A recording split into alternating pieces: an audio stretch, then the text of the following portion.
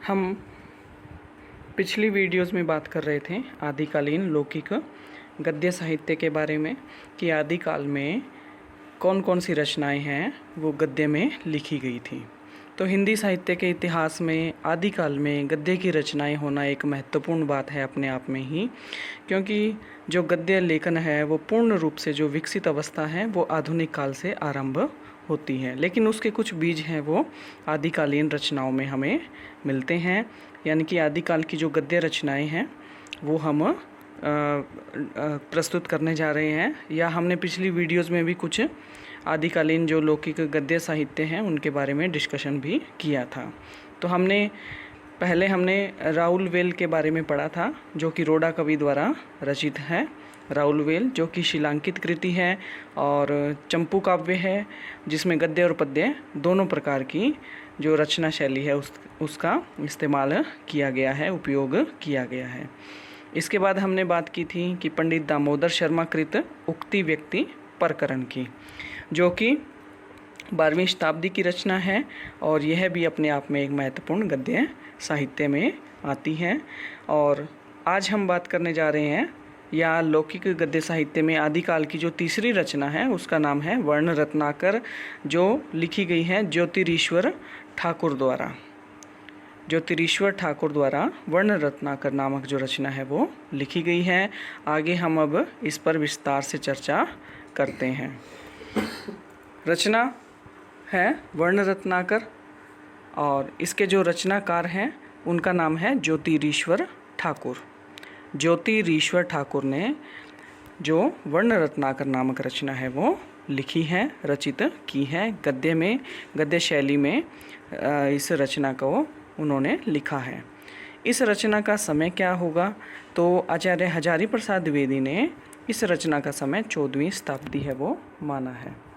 ये जो रचना है वो 14वीं शताब्दी की मानी जाती है। किसके अनुसार? आचार्य हजारी प्रसाद द्विवेदी जी के अनुसार। बात करें अगर इसके विशेष तथ्यों की, तो विशेष तथ्यों में बात आती है कि जो ज्योतिरीश्वर ठाकुर हैं वो मैथिली भाषा के कवि थे। यानी कि जो ज्योतिरीश्वर ठाकुर हैं वो मैथिली भाषा के एक प्रमुख कवियों में आते हैं। और जो वर्ण रत्नाकर नामक जो रचना है वो उन्होंने कौन सी भाषा में लिखी है? मैथिली हिंदी में लिखी है। और किस प्रकार की शैली उसमें उपयोग की गई है? तो गद्य रचना है और गद्य शैली का उपयोग है वो किया गया है।